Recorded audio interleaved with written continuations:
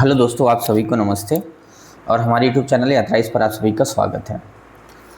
इस वीडियो में जो मेरा मुख्य फोकस है, आप देखें कि पूर्व का वीडियो जो है अंतर्राष्ट्रीय सम्मेलन करके आया था। इस वीडियो में हम अंतर्राष्ट्रीय प्रकरण पर लाए हैं और मुख्य रूप से हमारा जो फोकस है वो 72वीं बीपीएससी है और इसके लिए हम करंट अफेयर लेकर के आए हैं। और कई मैगजीन को, जैसे घटना चक्र हो गया, प्रतियोगिता दर्पण हो गया, उन सभी मैगज़ीन को मैं खुद अध्ययन करता हूं। उसके उपरांत जो है इसको शॉर्ट करके जो एग्ज़ाम के लिए महत्वपूर्ण है, आप सभी के समक्ष जो है इस वीडियो के माध्यम से, इस पीडीएफ के माध्यम से लाया हूं। तो चलिए देखते हैं, महत्वपूर्ण करंट अफेयर को देखेंगे और जो अंतर्राष्ट्रीय प्रकरण है हम उसको देखेंगे। 72वीं बीपीएससी के लिए मुख्य रूप से ये फोकस्ड है या फिर अन्य जो कम्पिटिटिव एग्जामिनेशन है उसके लिए ये बनाया गया। पहला जो महत्वपूर्ण टॉपिक है, काफ़ी चर्चित टॉपिक है। आप देखेंगे कि जो ईरान और इजराइल और ख़ास करके अमेरिका के बीच जो है युद्ध अभी निरंतर चल रहा है, उसके लिए कई समझौता भी हुआ है। तो उससे जुड़ा हुआ जो फैक्ट है इस एग्ज़ाम के लिए काफ़ी ज़रूरी हो जाता है। पहला, अभी हाल ही में देखेंगे कि इस्लामाबाद समझौता ज्ञापन हुआ। इस्लामाबाद समझौता भी संपन्न हुआ था हाल फिलहाल में, तो इसके बारे में थोड़ा देख लेते हैं। पेरिस के वर्साई संधि में अमेरिकी राष्ट्रपति डोनाल्ड ट्रंप, ईरान के राष्ट्रपति मसूद पजेश्कियान और पाकिस्तान प्रधानमंत्री शहबाज शरीफ की उपस्थिति में ईरान युद्ध को लेकर के एक समझौता हुआ और ये पाकिस्तान की मध्यस्थता में हुआ है। तो आप इसको याद रखेंगे, जो इस्लामाबाद समझौता है, अभी पूछा जा सकता है कि इस्लामाबाद समझौता किससे जुड़ा हुआ है, तो इस्लामाबाद समझौता ईरान युद्ध से जुड़ा हुआ है, आप इसको याद रखेंगे। और दूसरा चीज़ है कि जो महत्वपूर्ण टॉपिक है या फिर महत्वपूर्ण नाम है, जैसे राष्ट्रपति हो गया कि अमेरिका का राष्ट्रपति डोनाल्ड ट्रंप है, ईरान के राष्ट्रपति मसूद पेजेश्कियान है, पाकिस्तान के प्रधानमंत्री शहबाज शरीफ है। तो इन सब चीज़ों का जो टेक्निकल चीज़ है या फिर जो महत्वपूर्ण नाम है उसको भी याद रखने का प्रयास करेंगे। तो अभी पाकिस्तान के मध्यस्थता में एक समझौता हुआ, वो कहाँ हुआ? पेरिस के प्रसिद्ध वर्साई महल के अंदर हुआ। तो आप इसको याद रखेंगे, ठीक है। इस ऐतिहासिक समझौता को आधिकारिक रूप से इस्लामाबाद समझौता ज्ञापन कहा बोला गया है। तो अब इसको भी याद रखेंगे कि आपसे ये पूछा जा सकता है कि इस्लामाबाद समझौता ज्ञापन कहाँ हुआ, और हो सकता है कि एक ऑप्शन जो है इस्लामाबाद हो तो उसको गलत मान लेंगे। ये समझौता कहाँ हुआ है? फ्रांस में वर्साई के महल में हुआ है, ठीक है। चलिए देखते हैं नेक्स्ट क्या है इसमें एक आगे है कि 21-22 जून 2026 को अमेरिका और ईरान के बीच पाकिस्तान कतर की मध्यस्थता में प्रथम चरण की उच्च स्तरीय वार्ता स्विट्जरलैंड के वर्गन स्टॉक में आयोजित की गई थी। तो इसी से जुड़ा हुआ है कि वर्गन स्टॉक में भी इस तरीका के एक जो है आयोजन किया गया था ताकि दोनों में मध्यस्थता, मतलब दोनों के अंदर युद्ध समाप्त हो जाए, ईरान और अमेरिका के अंदर। चलिए देखते हैं नेक्स्ट। अब हम ईरान युद्ध पर जो है ऐतिहासिक घटनाक्रम को एक बार देख लेते हैं ताकि एग्ज़ाम हॉल में आपको दिक्कत नहीं हो, जो पीटी से आए, पीटी में जो भी सवाल आएगा, ठीक है। पहला कि 28 फरवरी 2026 को युद्ध की शुरुआत हुई था। आप इसको याद रखेंगे, 28 फरवरी 2026 को युद्ध की शुरुआत हुआ था। इसमें क्या हुआ था? संयुक्त राज्य अमेरिका द्वारा ऑपरेशन एपिक फ्यूरी और इजराइल द्वारा ऑपरेशन रोअरिंग लॉयन के तहत ईरान के सैन्य और रणनीतिक ठिकानों पर बमबारी की गई थी। तो आप इसको याद रखेंगे, 28 फरवरी को युद्ध की शुरुआत हुआ है ईरान युद्ध का। 2 याद रखेंगे, ऑपरेशन निश्चित रूप से याद रखेंगे, बीपीएससी निरंतर पूछता है। अमेरिका द्वारा ऑपरेशन एपिक फ्यूरी, इसको याद रखेंगे। और इजराइल के द्वारा जो ऑपरेशन चलाया गया था उसका नाम था ऑपरेशन रोअरिंग लायन। तो ये दोनों अमेरिका के द्वारा और इजराइल के द्वारा 2 भिन्न ऑपरेशन के नाम से ईरान के सैन्य और रणनीतिक ठिकानों पर बमबारी किया गया। आप इसको याद रखेंगे, ठीक है। ईरान ने इस भीषण हमले के जवाब में ऑपरेशन प्रॉमिस 6 करके जो है ऑपरेशन प्रॉमिस 6 की शुरुआत की। इसके तहत इजराइल खाड़ी सहयोग परिषद के 6 देशों और जॉर्डन में स्थित अमेरिकी सैन्य अड्डों पर ताबड़तोड़ हमला किया। तो निश्चित तौर पर जब भी युद्ध होता है तो हमला दोनों तरफ से होता है, तो आप इसको भी याद रखेंगे। ऑपरेशन ट्रू प्रॉमिस है इसका नाम, ऑपरेशन ट्रू प्रॉमिस इसका नाम था, तो आप इसको भी याद रखेंगे, ठीक है। चलिए देखते हैं नेक्स्ट है कि 28 फरवरी के शुरुआती हमले में ही ईरान के सर्वोच्च नेता आयतुल्ला अली खामेनेई जो सर्वोच्च नेता थे, आप इनका यह नाम याद रखेंगे, और रक्षा मंत्री नासिर जादे की मृत्यु हो गई, जिससे क्षेत्रीय तनाव चरम पर पहुंच गया। तो आप ये 2 बात याद रखेंगे, पीटी के लिए काफ़ी ज़रूरी है कि जब 28 फरवरी को हमला किया तो हमला में ईरान के सर्वोच्च नेता जो आयतुल्ला अली खामेनेई थे और जो रक्षा मंत्री नासिर जादे थे उनका मृत्यु हो गया, तो आप इसको याद रखेंगे। ठीक है। मार्च 2026 तक आयतुल्ला अली खामेनेई के पुत्र मुज्तबा खामेनेई को ईरान की विशेष सभा द्वारा ईरान का सर्वोच्च नेता चुना गया। तो आप देखेंगे कि आयतुल्ला अली खामेनेई के देहांत के बाद या फिर हत्या के बाद मुज्तबा खामेनेई को ईरान का सर्वोच्च नेता चुना गया, तो आप इसको याद रखेंगे। ठीक है। अब इस युद्ध के दौरान कई चीज़ें चर्चा में रहा है, आप उसको देखेंगे और वो काफ़ी महत्वपूर्ण है। पहला जो महत्वपूर्ण है कि युद्ध के दौरान ईरान के अति संवेदनशील खार्ग आइलैंड है या खार्ग द्वीप जिसको बोलते हैं, खार्ग द्वीप पर हमला किया गया, जो ईरान के कुल कच्चे तेल निर्यात का 90% का केंद्र है।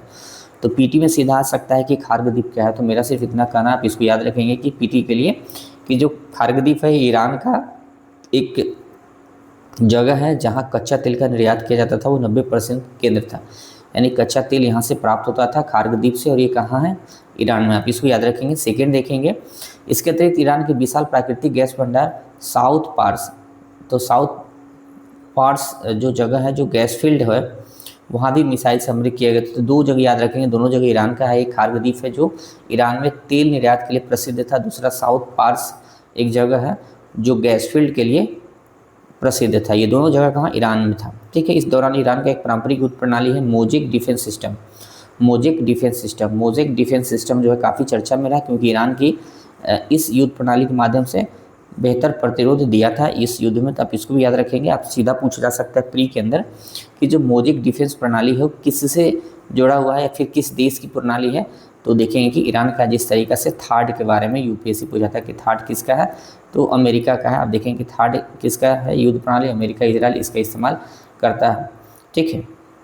उसी प्रकार देखेंगे कि S-500 है, S-600 है, ये सब क्या है, रसिया का है, रूस का डिफेंस सिस्टम है। ठीक है, जो भारत को भी दिया गया था, तब इसको भी याद रखेंगे।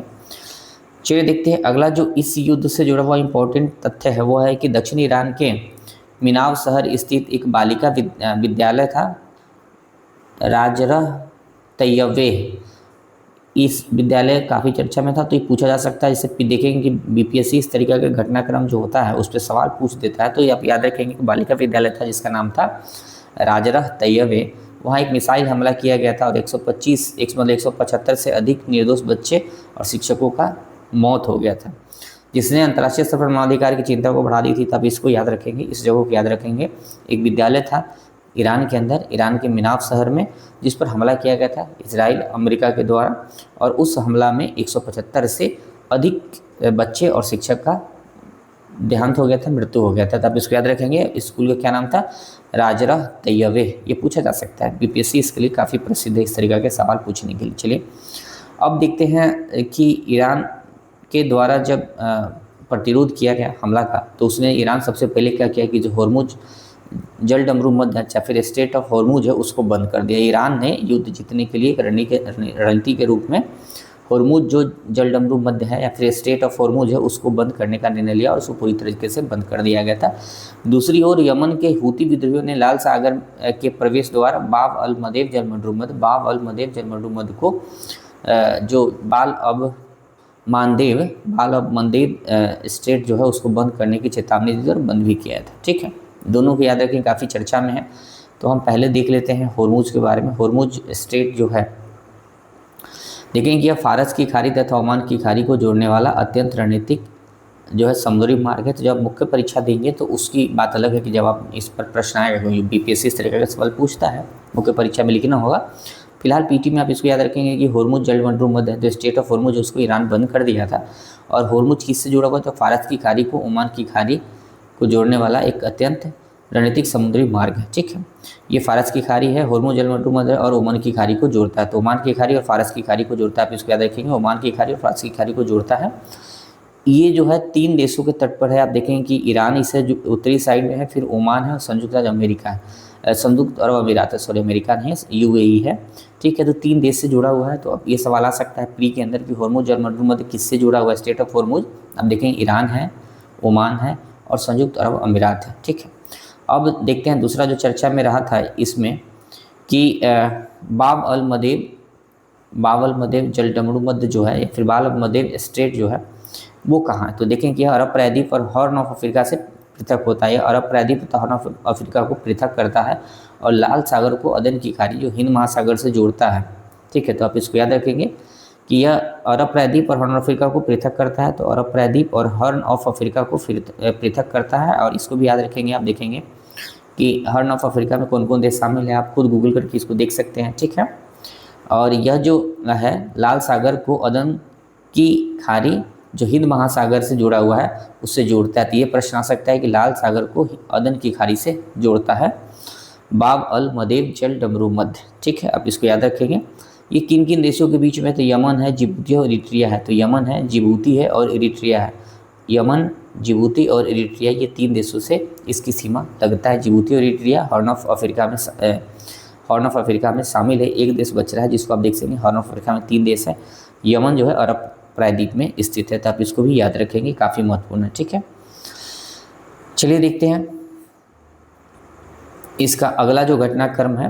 11 अप्रैल जो 2026 है, पाकिस्तान के प्रधानमंत्री शहबाज शरीफ की मध्यस्थता में इस्लामाबाद स्थित सेरेन होटल में ईरान और अमेरिका के मध्य उच्च स्तरीय वार्ता आयोजित हुई, किंतु यह वार्ता बिना किसी ठोस नतीजे के विफल रही। तो आप इसको भी याद रखेंगे कि ईरान युद्ध से जुड़ा हुआ एक वार्ता हुआ था 11 अप्रैल को, जिसमें पाकिस्तान के प्रधानमंत्री शहबाज शरीफ द्वारा जो है मध्यस्थता किया गया। तो ये कहाँ हुआ था, तो इस्लामाबाद में सेरेन होटल में हुआ था। इस तरीके का सवाल बीपीएससी पूछ लेता है, तो आप इसको याद रखेंगे। लेकिन यह वार्ता असफल या फिर किसी ठोस नतीजा पर पहुंचे बगैर विफल हो गई थी। ठीक है, आगे देखते हैं।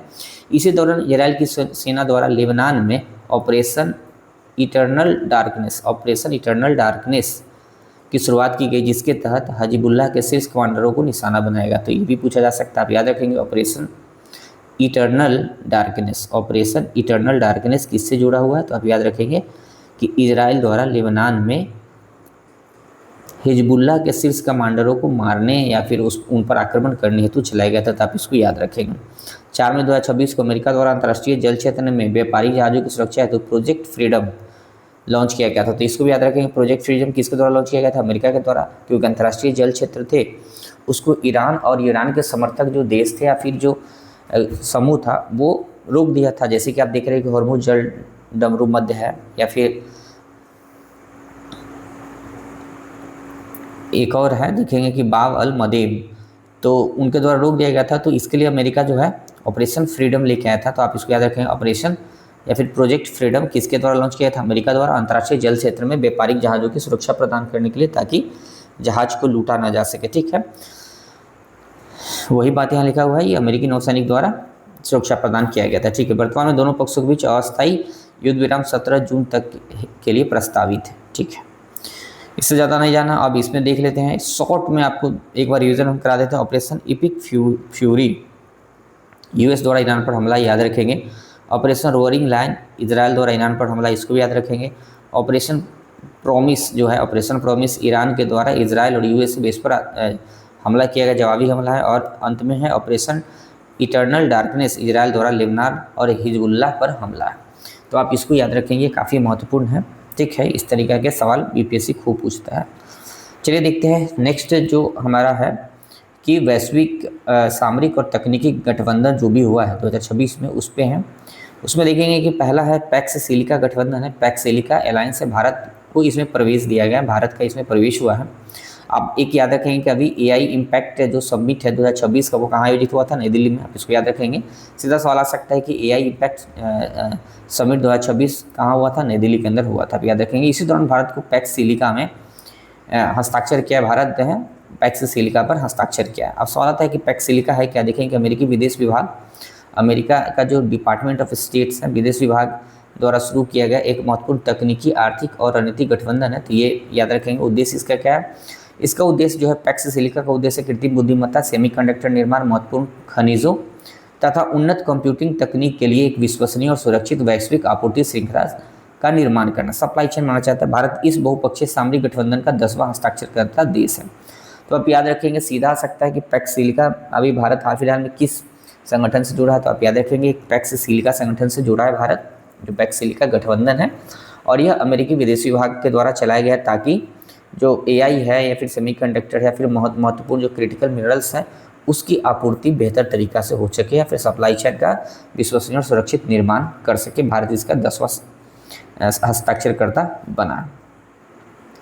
अगला जो है कि shield of the Americas, shield of the Americas, ठीक है, इसका नाम आप याद रखेंगे, शील्ड ऑफ द अमेरिकाज है। इसे आधिकारिक तौर पर अमेरिकाज काउंटर कार्टेल कोलिएशन कहा गया है, तो आप इसको भी याद रखेंगे, अमेरिकाज काउंटर कार्टेल कोलिएशन का नाम दिया गया, आप इसको याद रखेंगे, ठीक है। यह एक प्रमुख बहुराष्ट्रीय सैन्य गुप्तचर राजनीतिक गठबंधन है, ठीक है, और जिसकी स्थापना अमेरिका के राष्ट्रपति डोनाल्ड ट्रंप जी द्वारा किया गया है, ठीक है। तो अमेरिका के राष्ट्रपति जो डोनाल्ड ट्रंप है उनके द्वारा इसकी स्थापना किया गया है। इसका उद्देश्य क्या है, तो पश्चिमी गोलार्ध है उसमें अंतर्राष्ट्रीय आपराधिक संगठनों, विशेष रूप से नार्को आतंकवाद और ड्रग कार्टेल के अवैध तंत्र को सैन्य और गुप्तचर बल से जल्द से समाप्त करना, ठीक है। तो सेना और गुप्तचर के द्वारा जो है नार्को आतंकवाद और ड्रग कार्टेल को समाप्त करने के लिए यह लाया गया है शील्ड ऑफ द अमेरिकाज। आप इसको याद रखेंगे। भारत इस संगठन में नहीं है, भारत जो है इस संगठन का भागीदार नहीं है, आप इसको याद रखेंगे, ठीक है। इस तरीके का सवाल आ जाता है, एक दो लाइन जो है जोड़ दिया जाता है ताकि आपको टेस्ट कर लिया जाए कि पढ़ने के दौरान आप कितना ज़्यादा सजग थे या फिर जागरूक थे। चलिए देखते हैं डूम्सडे क्लॉक 2026 काफ़ी चर्चा में रहा है, तो पूछा जा सकता है। बुलेटिन ऑफ एटॉमिक साइंटिस्ट, तो बुलेटिन ऑफ एटॉमिक साइंटिस्ट द्वारा जनवरी 2026 में प्रसिद्ध डूम्सडे क्लॉक को मध्य रात्रि मिडनाइट से मात्र 85 सेकंड दूर निर्धारित किया गया है, ठीक है। अब देखेंगे कि डूम्सडे क्लॉक क्या है। तो डूम्सडे जो क्लॉक है यह समय नहीं बताता है, पहली बात आप याद रखेंगे, यह समय नहीं बताता है, ठीक है। यह बताता है कि मानव जो सभ्यता है, मानव सभ्यता अपने विनाश के कितना नज़दीक है, ठीक है, अपने विनाश के कितना नज़दीक है, और वो जो जितना यह मिडनाइट जो है, मिडनाइट मध्य रात्रि के जितना नज़दीक होगा उतना ही विनाश के नज़दीक होगा, ठीक है। तो अभी देखेंगे कि मात्र हम 85 सेकेंड मिडनाइट से दूर है। पिछले साल यह 89 सेकेंड था, ठीक है। तो हम काफ़ी नज़दीक पहुँचे हैं विनाश के, और ये विनाश किस प्राकृतिक ना होकर के मानव निर्मित है। तो आप जो देखेंगे कि डूम्सडे जो क्लॉक है ये क्या बताता है कि मनुष्य जो है मानव निर्मित जितने भी खतरा है, चाहे परमाणु युद्ध है, जलवायु संकट है, नियंत्रित एआई है, के कारण मानव अस्तित्व इतिहास के कितने गंभीर खतरों के मोड़ पर है। तो आप याद रखेंगे कि डूम्सडे क्लॉक क्या है, ठीक है। चलिए देखते हैं अगला जो महत्वपूर्ण जो हमारे समक्ष जो है टॉपिक है कि UNGA United nation general assembly का जलवायु परिवर्तन पर एक ऐतिहासिक प्रस्ताव आया, ठीक है। इसके बारे में थोड़ा सा देख लेते हैं। संयुक्त राष्ट्र महासभा के द्वारा राष्ट्रों के जलवायु परिवर्तन संबंधी विधिक दायित्वों की पुनर्वृत्ति करने वाला एक ऐतिहासिक प्रस्ताव लाया गया। फिर यह कहें कि विधिक दायित्व के साथ जो है जलवायु परिवर्तन पर एक ऐतिहासिक प्रस्ताव UNGA में लाया गया था, ठीक है। प्रस्ताव के पक्ष में 191 देशों ने मतदान किया, जबकि 8 देशों ने इसका विरोध किया। आप इसको याद रखेंगे। भारत सहित 28 देशों ने रणनीतिक कारणों से मतदान में हिस्सा नहीं लिया। तो भारत सहित 28 देश जो है रणनीतिक कारण से मतदान में कोई हिस्सेदारी जो है नहीं निभाए हैं। तो आप इसको भी याद रखेंगे कि भारत जो है इस तरीक़ा के जो प्रस्ताव UNGA में लाया गया था उसमें शामिल नहीं हुआ था। आप इसको याद रखेंगे, ठीक है। इसका एक बड़ा कारण है, आप सोच रहे हो कि जलवायु परिवर्तन जैसे मुद्दों पर भारत पीछे क्यों है, ठीक है। तो भारत किसी भी प्रकार का विधिक रूप से बाध्य होने वाला, विधिक रूप से बाध्यकारी संधि से बचता है, ठीक है। तो आप इसको याद रखेंगे। यहाँ जो है विधिक दायित्व थोपने की बात की गई है। भारत को देखेंगे कि भारत खुद जलवायु परिवर्तन के लिए काफ़ी बेहतर काम कर रहा है, ठीक है।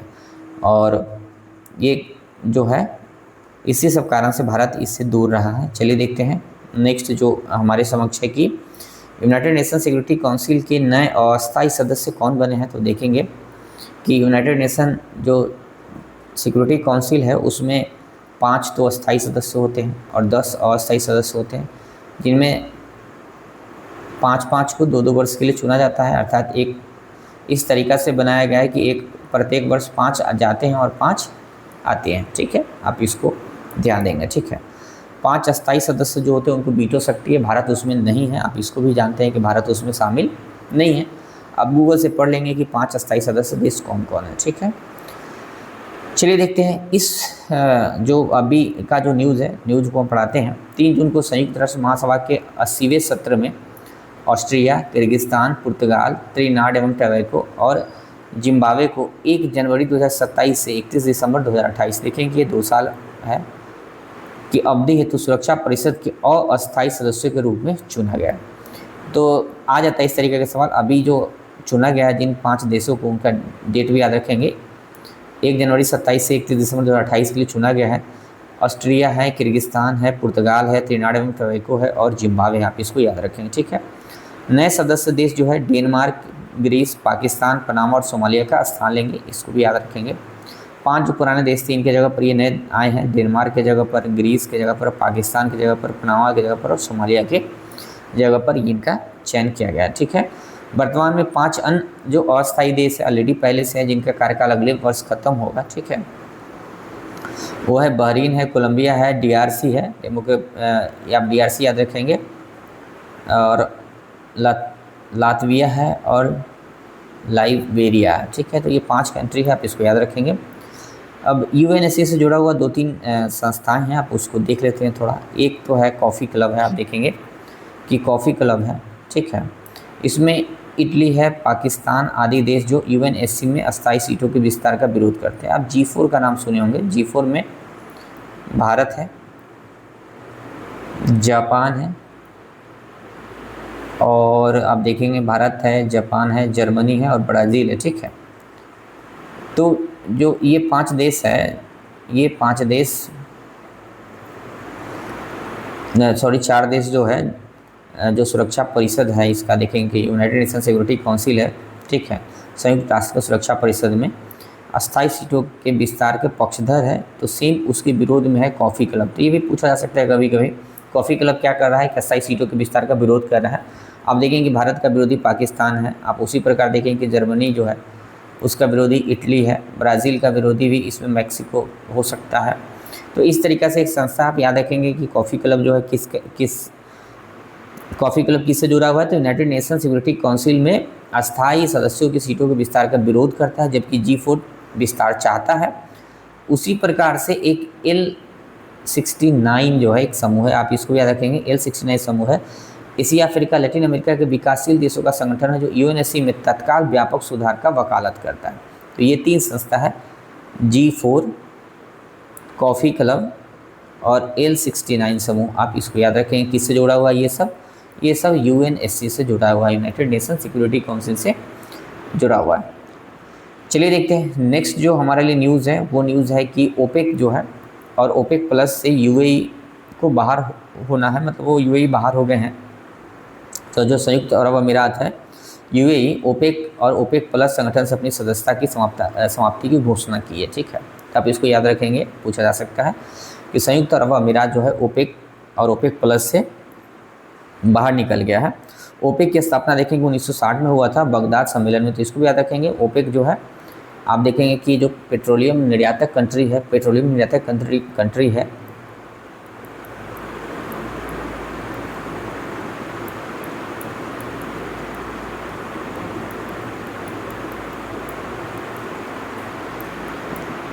ये पेट्रोलियम निर्यातक देशों का समूह है, ठीक है।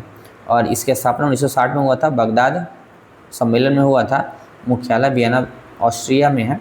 हालांकि ऑस्ट्रिया स्वयं इसका सदस्य नहीं है, अभी कुल 11 सदस्य है। तो आप इसको याद रखेंगे, जो ऑस्ट्रिया है इसका सदस्य नहीं है लेकिन उसका मुख्यालय है। तो ये भी प्रश्न कभी आ सकता है प्री के अंदर कि वैसा कौन ऑर्गेनाइजेशन है, वैसी कौन संस्थाएँ हैं, ठीक है, फिर वैसा कौन समूह है जिसका मुख्यालय जिस देश में है वह देश खुद उसका सदस्यता ग्रहण नहीं किया है, फिर सदस्य नहीं है, ठीक है। तो पेट्रोलियम निर्यातक देशों का जो समूह है उसका नाम क्या है, ओपेक है। और ये इसलिए बनाया गया था ताकि वैश्विक स्तर पर जो है तेल का उत्पादन नियंत्रित करके जो है, देखेंगे कि उत्पादन जो है नियंत्रित करके उसके बेहतर दाम को प्राप्त किया जा सके। तो एक तरीक़ा से एक प्रकार का कार्टेल ही है, ठीक है, अपने लाभ के लिए काम करता है। चलिए देखते हैं नेक्स्ट जो हमारे समक्ष है महत्वपूर्ण करंट अफेयर है। आप देखें कि सिप्री के बारे में है। आप सिप्री को देखेंगे, सिप्री 2026 कुछ रिपोर्ट जारी की है तो देखेंगे कि सिपरी का फुल फॉर्म है Stockholm International Peace Research Institute, ठीक है। तो Stockholm International Peace Research Institute है, ठीक है। इसके द्वारा 2025 में वैश्विक सैन्य खर्च, ठीक है, 2.09% से बढ़कर के कितना हो गया, तो आप देखेंगे 2887 बिलियन अरब अमेरिकी डॉलर तक पहुंच गए, ठीक है। तो Stockholm International Peace Research Institute द्वारा यह बताया गया है कि वैश्विक खर्च में वृद्धि हुआ है, ठीक है। वैश्विक खर्च में वृद्धि हुआ, कितना वृद्धि हुआ है, 2.09% वृद्धि हुआ है, ठीक है। और यह जो है अगर रुपया में देखें तो कितना कुल वैश्विक खर्च है पूरे दुनिया के अंदर, तो देखेंगे कि सेना पर वैश्विक खर्च है, सैन्य खर्च कितना है, 2887 बिलियन अमेरिकी डॉलर। तो आप इसको याद रखेंगे। और यह कुल वैश्विक जीडीपी का 2.50 है, तो मतलब 2.5 है, 2.5 वैश्विक ग्लोबल जीडीपी का है। तो एक जीडीपी का बड़ा हिस्सा जो है सैन्य खर्च पर व्यय हो जाता है। तो आप इसको भी याद रखेंगे। अगर दुनिया में युद्ध नहीं होता और सभी लोग इस तरीक़ा के गतिविधियों में सम्मिलित नहीं होते, तो इसका उपयोग हम अन्य विकासात्मक कार्य के लिए भी कर सकते थे, ठीक है। फिर ऐसा हुआ नहीं तो आदर्श बात है। चलिए देखते हैं पूरे विश्व के अंदर सैन्य खर्च कितना है और सबसे ज़्यादा कौन खर्च करता है, ये सवाल पीटी में पूछा जाता है, तो मैंने उसको बनाया है। देखेंगे संयुक्त राज्य अमेरिका जो है 916 बिलियन जो है डॉलर का जीडीपी है, मतलब इनका सैन्य जीडीपी है। तो आप इसको याद रखेंगे, ये 916 बिलियन डॉलर सेना पर खर्च करते हैं। फिर सैन्य सामग्री पर आप इसको याद रखेंगे। और ये वैश्विक शेयर का 37% है। तो अमेरिका अकेले सेना के निर्माण अस्त्र शस्त्र पर पूरी दुनिया में जितना खर्च होता है उसका 37% करता है। तो याद रखेंगे अमेरिका प्रथम राष्ट्र है जो सर्वाधिक सैन्य व्यय करता है। दूसरे स्थान पर चाइना है 296 बिलियन का, ये 12% खर्च करता है। तीसरे स्थान पर रसिया है। तो केवल आप अमेरिका का याद रखेंगे और बाद बाकी देश का केवल स्थान याद रखेंगे कि चाइना जो है लगभग दूसरे स्थान पर है, रसिया तीसरे स्थान पर है, जर्मनी चौथे स्थान पर है और भारत 5वें स्थान पर है जो 92 बिलियन अमेरिकी डॉलर यह खर्च करता है। और यह वैश्विक शेयर का कितना है, 3% है, 3.2% है। और ये वृद्धि हुआ है। अब देखेंगे कि सैन्य खर्च में पिछले साल की तुलना में लगभग 9%, 8.9% की वृद्धि दर्ज की गई है, ठीक है। तो आप ऐसे याद रखेंगे पूरे दुनिया में सैन्य खर्च कितना है, 2.5% है, आप इसको याद रखेंगे। और पूरे दुनिया का सैन्य खर्च कितना है, तो आप देखेंगे 2887 बिलियन अमेरिकी डॉलर है। सर्वाधिक सैन्य खर्च करने वाला देश कौन सा है, तो आप देखेंगे कि अमेरिका है, फिर चाइना है, फिर रूस है, फिर जर्मनी है, फिर भारत है। भारत का स्थान 5वां है। ये आ सकता है प्री के अंदर। तो भारत का स्थान क्या है, 5वां है सैन्य खर्च के संदर्भ में। तो आप इसको याद रखेंगे, ठीक है। और वैश्विक सैन्य खर्च का लगभग 3.2% भारत जो है खर्च करता है। तो आप इसको भी याद रखेंगे। नेक्स्ट देखते हैं परमाणु हथियार की स्थिति क्या है दुनिया के अंदर, ठीक है। विश्व में 9 देश जो है परमाणु संपन्न देश है, जिनके पास कुल मिला के 12,187 परमाणु वॉरहेड है, यानी परमाणु अस्त्र है, ठीक है। तो आप इसको याद रखेंगे। पूरे दुनिया के अंदर 9 देश है, ये भी पूछा जा सकता है, कभी कभी प्री में आ जाता है कि 9 देश कौन कौन है जिनके पास परमाणु है। तो जो 5 अस्थायी सदस्य देश हैं UNSC के, उनके पास तो है, ऑलरेडी है। उसके अलावे भी देश है जिनके पास परमाणु है, उसमें एक तो भारत है, ठीक है। दूसरा देश पाकिस्तान है, तीसरा देश इजराइल है और चौथा देश उत्तरी कोरिया है, ठीक है। ये टोटल 9 देश हैं, 5 अस्थायी UNSC के, उसके बाद भारत, पाकिस्तान, इजराइल और उत्तरी कोरिया, ठीक है। और यही अभी देखेंगे कि ईरान भी जो है परमाणु बम बनाने का प्रयास कर रहा है। दूसरा तुर्की है, बड़ा कंट्री है, ये भी परमाणु बम पाना चाहता है कहीं ना कहीं से, ताकि इस्लामिक दुनिया का नेता बन सके, ठीक है। दुनिया में 9 देश है जो परमाणु संपन्न राष्ट्र है, जिसमें 5 अस्थायी सदस्य देश है, अमेरिका, रशिया है। तो आप 5 को जानते ही हैं। उसके अलावा आप इसको याद रखेंगे, भारत, पाकिस्तान, इजराइल और उत्तरी कोरिया, इनके पास परमाणु है, ठीक है। दुनिया में सर्वाधिक परमाणु किसके पास है, परमाणु अस्त्र रसिया के पास है। आप याद रखेंगे परमाणु अस्त्र शस्त्र रसिया के पास है 5420 और अमेरिका के पास 5042 है। तो पहले स्थान पर रूस है और दूसरे स्थान पर अमेरिका है। भारत के पास कुल जो है 190 परमाणु वारहेड अनुमानित भंडार है। तो आप इसको भी याद रखें। चलिए देखते हैं नेक्स्ट जो है, नेक्स्ट महत्वपूर्ण करंट अफेयर है। देखेंगे कि जो सिपरी द्वारा ही जो है शस्त्र आयात निर्यात प्रवृत्तियाँ का एक रिपोर्ट जारी किया गया है। तो सिपरी के माध्यम से जारी हुआ है, तो इसको भी देख लेते हैं, ठीक है। काफ़ी महत्वपूर्ण फैक्ट है।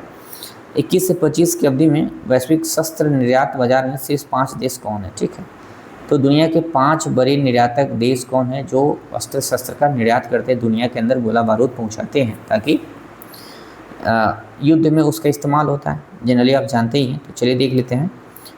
सर्वाधिक जो निर्यातक कंट्री है अमेरिका है, 42% निर्यात करता है। दुनिया का लगभग आधा अस्त्र शस्त्र का निर्माण और निर्यात कौन करता है? अमेरिका करता है। दूसरे नंबर पे फ्रांस है, लगभग 10%, 9.8% है। तीसरे नंबर पर रसिया है, चौथे नंबर पे जर्मनी है, पाँचवें नंबर पे चीन है। तो भारत जो है टॉप 5 में नहीं है। अब भारत जो है शस्त्र अस्त्र का निर्यातक देश नहीं है, इसको भी याद रखेंगे। ठीक है, हालांकि हाल फिलहाल में भारत का निर्यात काफ़ी बड़ा है। तो प्रथम देश सर्वाधिक निर्यात कौन करता है? अमेरिका, लगभग 42%। उसके बाद फ्रांस है, तीसरे नंबर पर रसिया है, चौथा पर जर्मनी है, पाँचवा पे चाइना है। ठीक है, शीर्ष आयातक देश कौन है? आप देखेंगे कि इससे पूर्व तक भारत शीर्ष आयातक देश था, लेकिन रूस और यूक्रेन के बीच युद्ध जो हुआ उसमें यूक्रेन जो है प्रथम आयातक देश हो गया, यानी कि सर्वाधिक मात्रा में अस्त्र शस्त्र का जो है आयात अभी हाल फिलहाल में रसिया द्वारा किया जाता है। दूसरे स्थान पे भारत बना हुआ है, क्योंकि भारत में देखेंगे कि जो हमारा डिफेंस सेक्टर है या फिर अस्त्र शस्त्र का निर्माण है काफ़ी कम है, घरेलू स्तर पे हम कम निर्माण करते हैं। तो भारत भी दुनिया का दूसरा सबसे बड़ा आयातक देश है। कितना है? वैश्विक आयात का लगभग 1.2% आयात करता है। तीसरे नंबर पर सऊदी अरब है, चौथा पर कतर है, आप इसको याद रखें। पाँचवा पे पाकिस्तान है। ठीक है, तो 5 बड़ा आयातक देश जो हथियार का है अंतर्राष्ट्रीय स्तर पर यूक्रेन, भारत, सऊदी अरब, कतर और पाकिस्तान। एक चीज़ याद रखेंगे कि पिछले साल में कितना का वृद्धि हुआ है यूक्रेन में। आप देखेंगे कि लगभग 1189% बढ़ा है। इसके एक कारण है यूक्रेन और रूस के बीच युद्ध होना, तो इस कारण से इसको याद रखें कि काफ़ी वृद्धि है। तो इस तरीके का सवाल पूछा जा सकता है। ठीक है, आगे देखते हैं।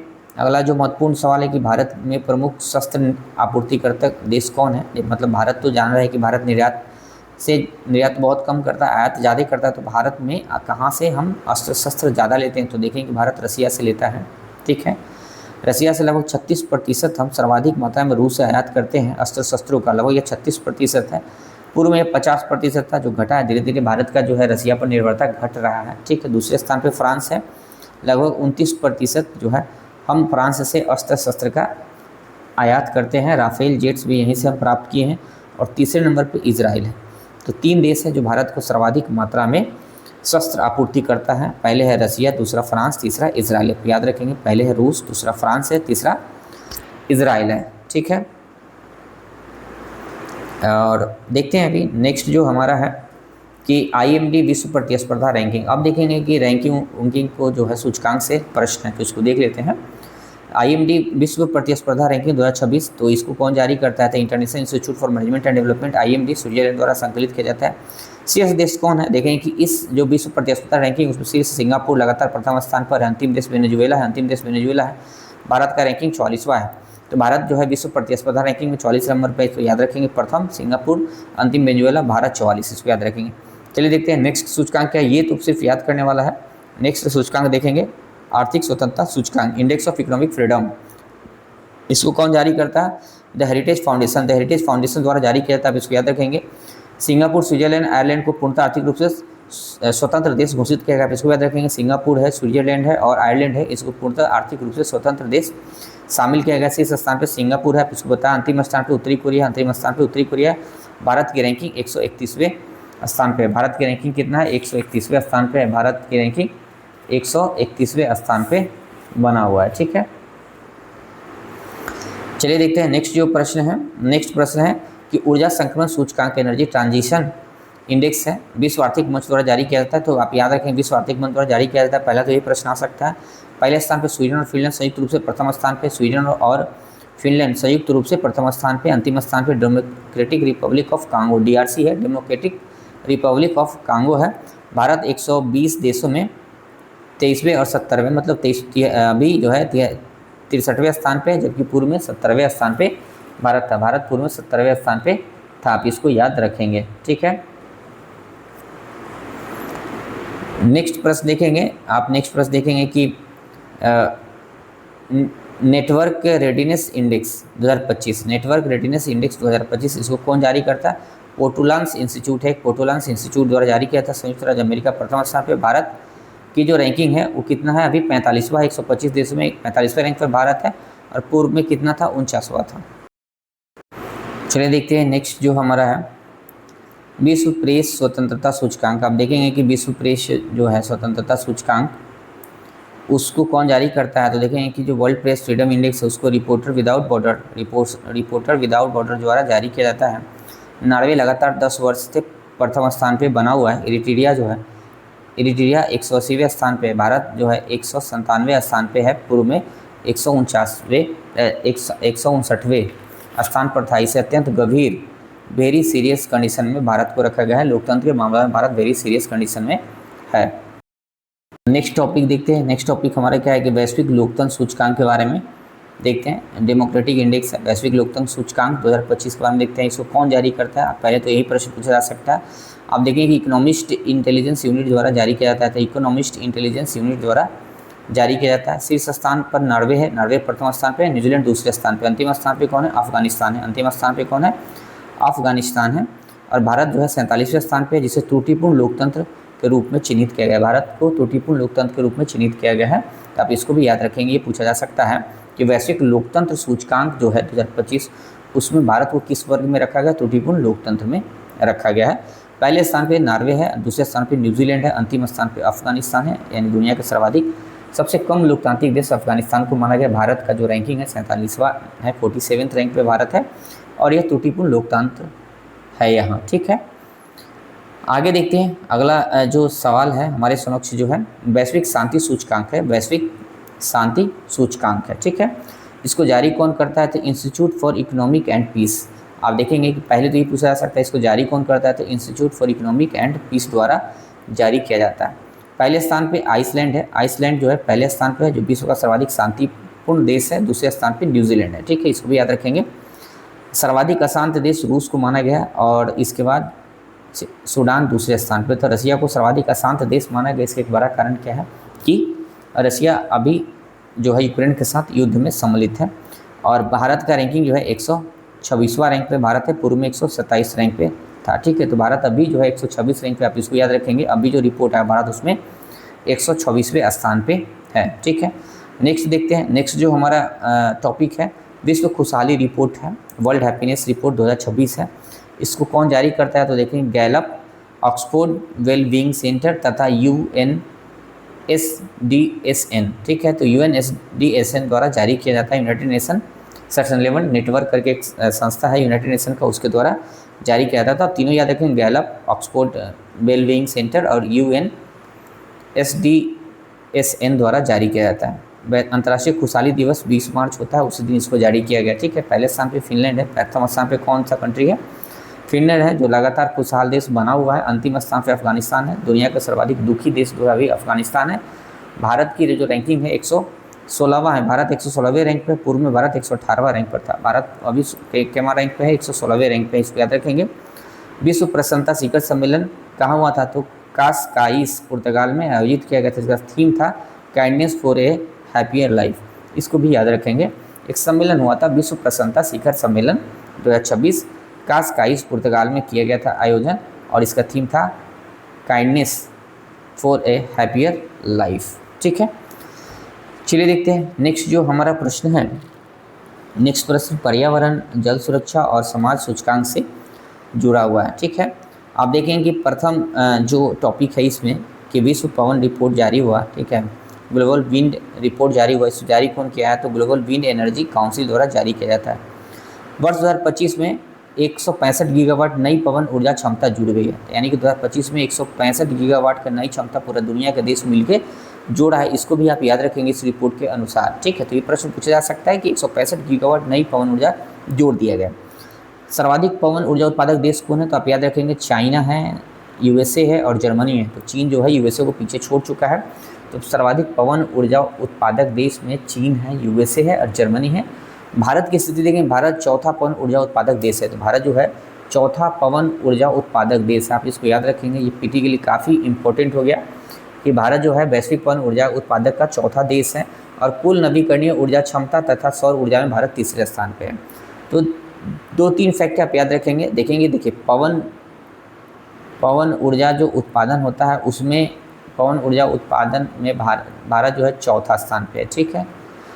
और सौर ऊर्जा का उत्पादन होता है दुनिया में, भारत तीसरे स्थान पे है, इसको याद रखेंगे।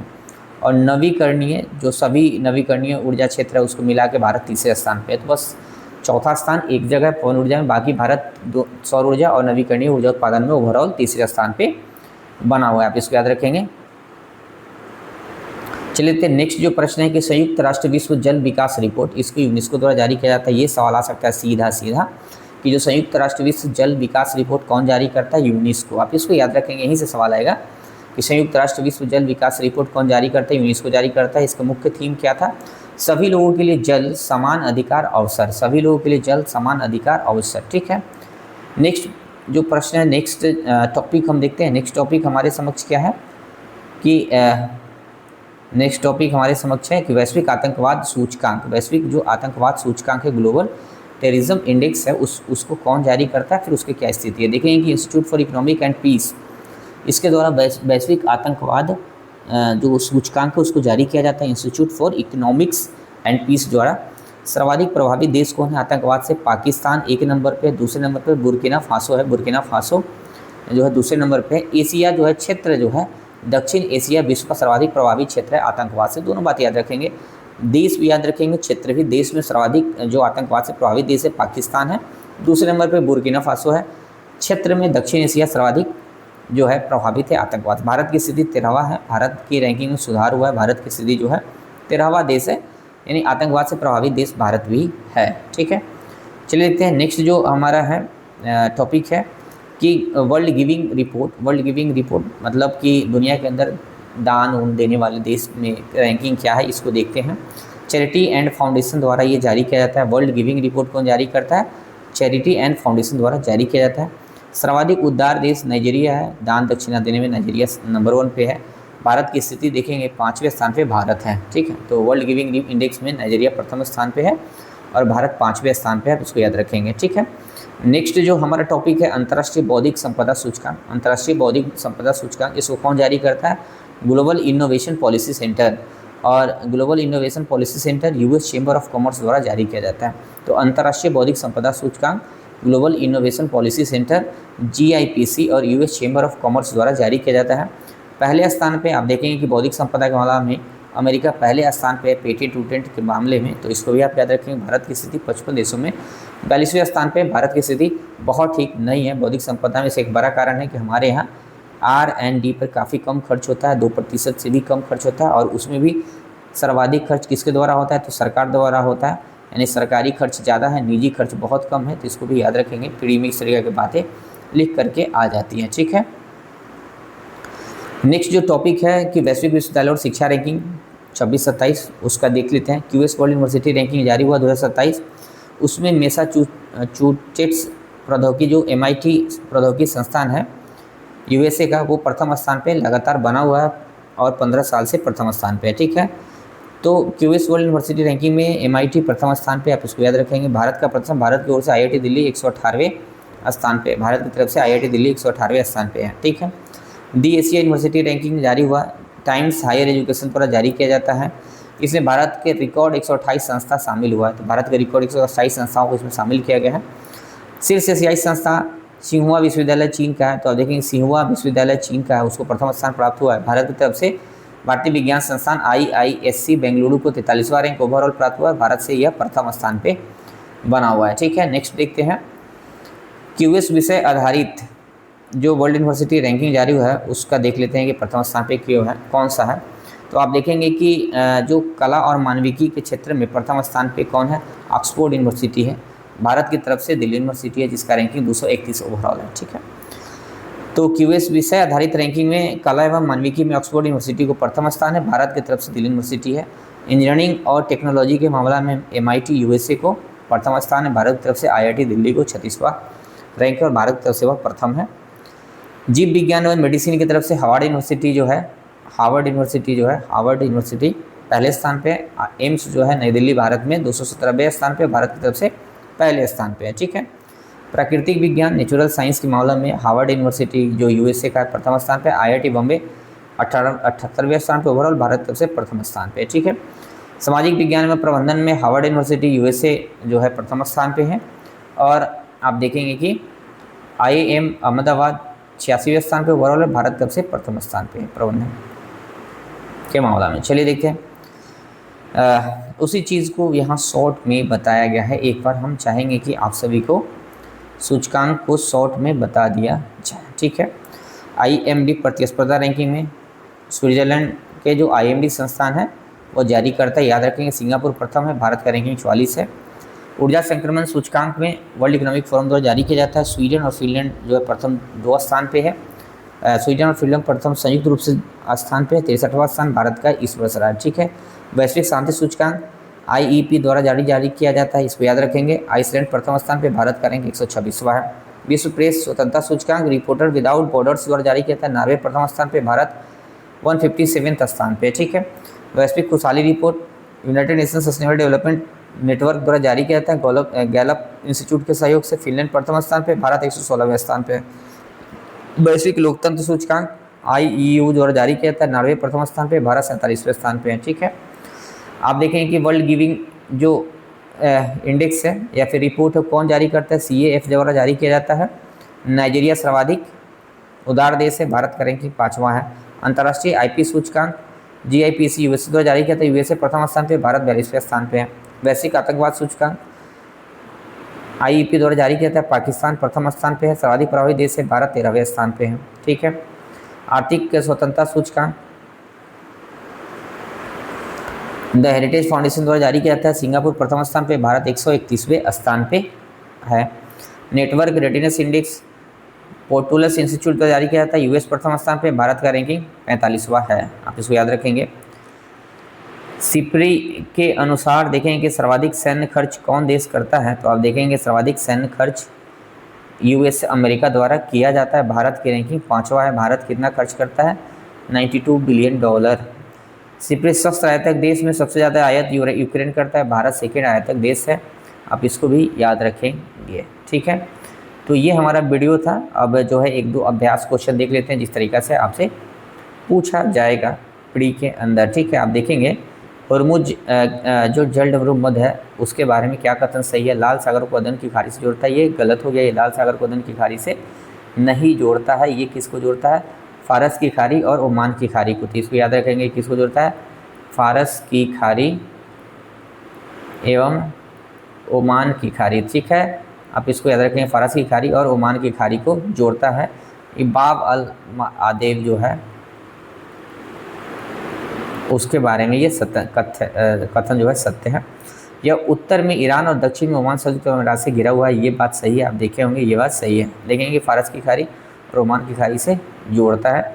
इस तरीके के सवाल आपसे पूछा जा सकता है। 1-2 सवाल हम बनाए हैं ताकि आप लोगों को जो है कुछ चीज़ें समझ में आ जाए। आप देखेंगे कि पैक्स सिलिका, हाल में समाचार में रहा पैक्स सिलिका गठबंधन का मुख्य उद्देश्य क्या है। देखेंगे कि हिंद महासागर में नौसैनिक गश्त को बढ़ाना गलत है। ओपेक देशों के तेल मूल्यों को नियंत्रित करना ये गलत है, इसके लिए ऑलरेडी ओपेक संस्था है, ठीक है। परमाणु हथियारों के प्रसार को रोकना नहीं, इसका ऐसा कोई मंशा नहीं। आपको पहले ही बताया गया है कि जो है पैक्स सिलिका अमेरिकी विदेश विभाग द्वारा AI सेमीकंडक्टर आपूर्ति श्रृंखला को सुरक्षित करने के लिए शुरू किया गठबंधन है। भारत इसका 10वां सदस्य देश बना है, ठीक है। तो इस तरीके के सवाल पूछा जाएगा। तो यही हमारा है। फिर हम मिलते हैं आपको नेक्स्ट वीडियो में। एक और जो है अंतर्राष्ट्रीय प्रकरण का एक और वीडियो है, काफ़ी बड़ा वीडियो हो जाता है, मैं इसलिए ये एक वीडियो न बना के दूसरे वीडियो में फिर मिलते हैं आपसे। Thank you for watching. मिलते हैं नेक्स्ट वीडियो के साथ। धन्यवाद।